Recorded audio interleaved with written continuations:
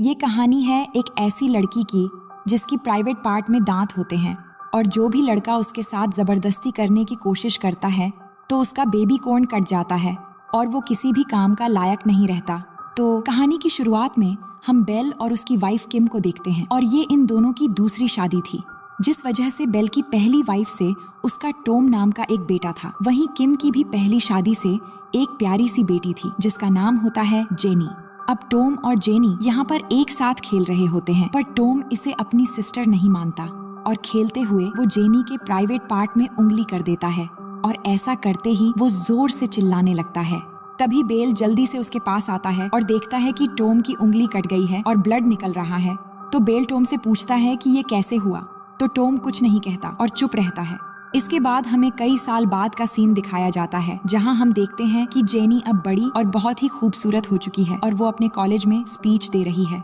फिर स्पीच खत्म होने के बाद जेनी अपने कुछ फ्रेंड्स के साथ बात कर रही थी कि तभी वहां पर टोबी नाम का एक लड़का आता है जिसे देखते ही जेनी उसे पसंद करने लगती है।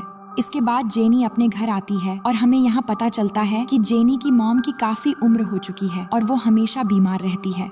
वहीं हम टॉम को भी देखते हैं जो भले ही बड़ा हो गया था पर ये आज भी जेनी को अपनी सिस्टर नहीं मानता और उसे परेशान करता रहता है।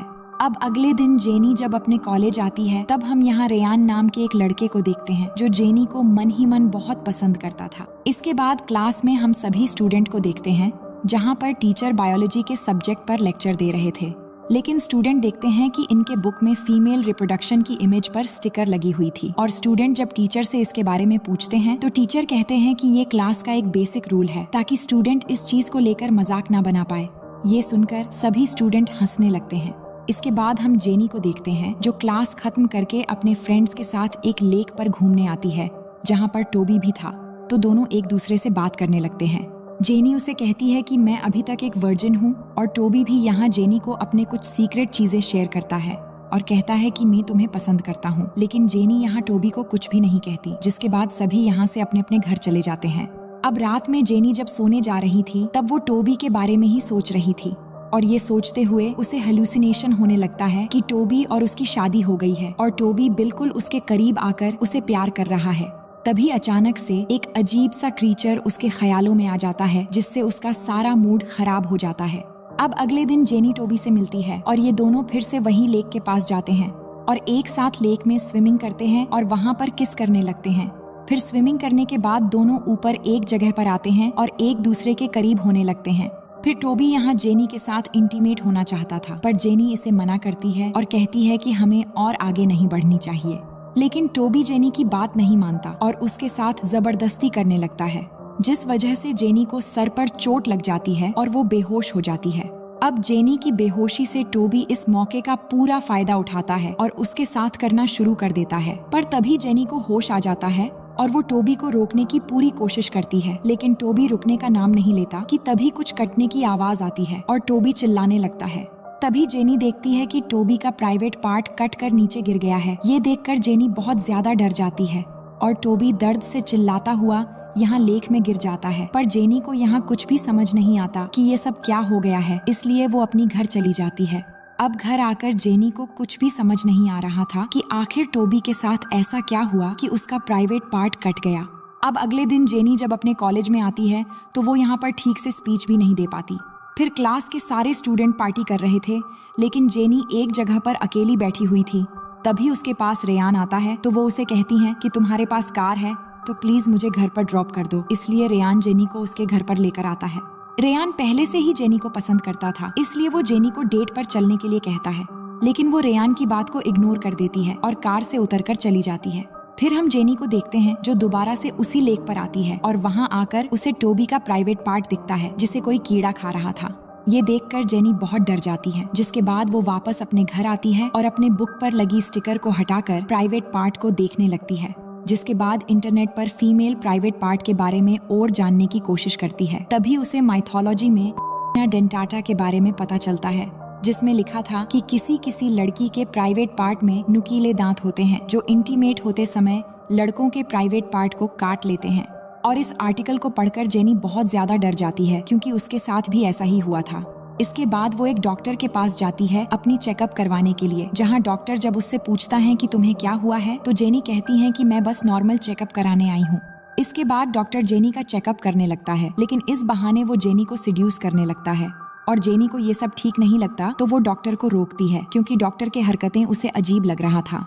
लेकिन डॉक्टर जेनी के प्राइवेट पार्ट में उंगली डाल देता है। तभी अचानक से डॉक्टर की उंगलियां जेनी के प्राइवेट पार्ट में फंस जाती हैं और डॉक्टर अपनी उंगलियां निकालने की बहुत कोशिश करने लगता है, लेकिन वो नहीं निकलता, जिससे डॉक्टर और जेनी दोनों चीखने लगते हैं। तभी यहाँ कुछ कटने की आवाज आती है, तो डॉक्टर देखता है कि इसके चारों उंगलियां एक साथ कटकर नीचे गिर गई हैं और जेनी भी ये सब देखकर बहुत ज्यादा डर जाती है और हॉस्पिटल से भाग जाती है। इसके बाद वो अपने घर जाने लगती है कि तभी यहाँ वो एक पुलिस ऑफिसर को देखती है जो टोबी की जीप लेकर यहाँ से जा रहा था। जिसके बाद वो दोबारा उसी लेक पर आती है, जहाँ आकर वो देखती है कि पुलिस ऑफिसर टोबी की बॉडी को उस लेक से निकाल रहे हैं। ये सब देखने के बाद वो वापस अपने घर चली आती है और घर आकर देखती है कि उसकी मॉम बेहोश होकर गिरी पड़ी है। लेकिन इसका स्टेप ब्रदर टॉम इनकी मदद ना करके अपनी गर्लफ्रेंड केली के साथ बगल के कमरे में गुलू गुलू कर रहा था। इसके बाद हम हॉस्पिटल का सीन देखते हैं, जहाँ जेनी अपनी मॉम को लेकर आई है। तभी उसकी डैड आते हैं और उसे परेशान देखकर घर जाकर उसे आराम करने के लिए कहते हैं।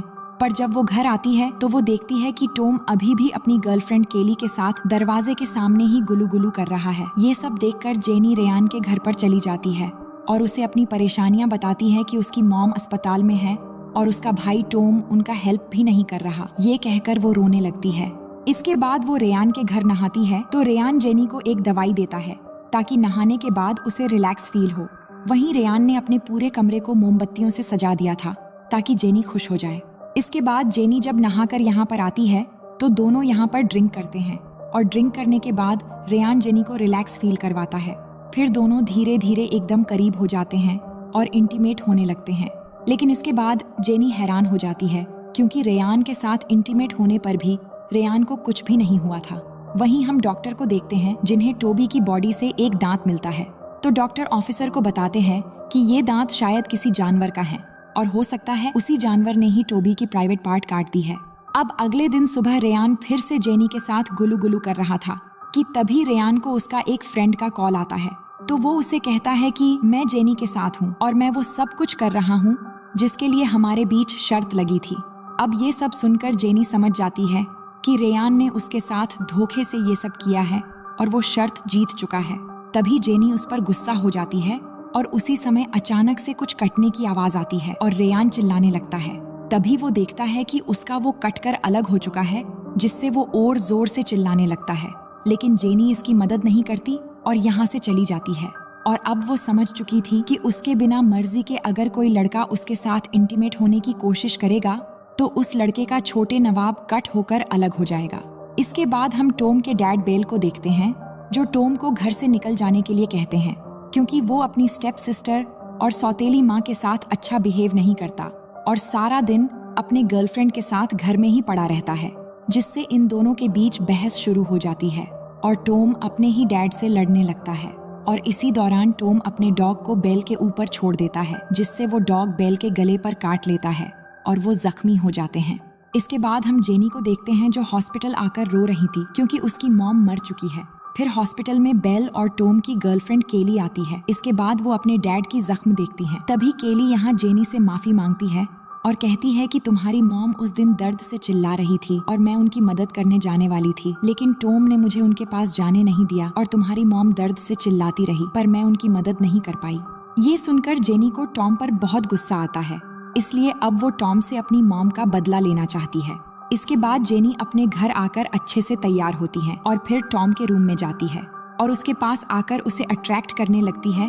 तो टॉम भी जेनी की तरफ अट्रैक्ट हो जाता है और उसका मूड बन जाता है, जिससे वो अपने स्टेप सिस्टर के साथ गुलू गुलू करने लग जाता है। तभी टॉम को याद आता है कि जब वो छोटा था तो उसने एक बार जेनी के प्राइवेट पार्ट में उंगली कर दी थी, जिस वजह से उसकी उंगली कट गई थी। पर अब यहाँ पर वो कुछ समझ पाता उससे पहले ही जेनी टॉम का वो एकदम से काट देती है और छोटे नवाब कट जाने से टॉम को बहुत दर्द होने लगता है। इसलिए वो अपने डॉग को जेनी के ऊपर हमला करने के लिए कहता है, लेकिन वो डॉग आकर जेनी को कुछ न करके नीचे पड़े टॉम के छोटे नवाब को खाने लगता है, जिसके बाद जेनी टॉम को यहाँ तड़पता हुआ छोड़कर बाहर चली जाती है।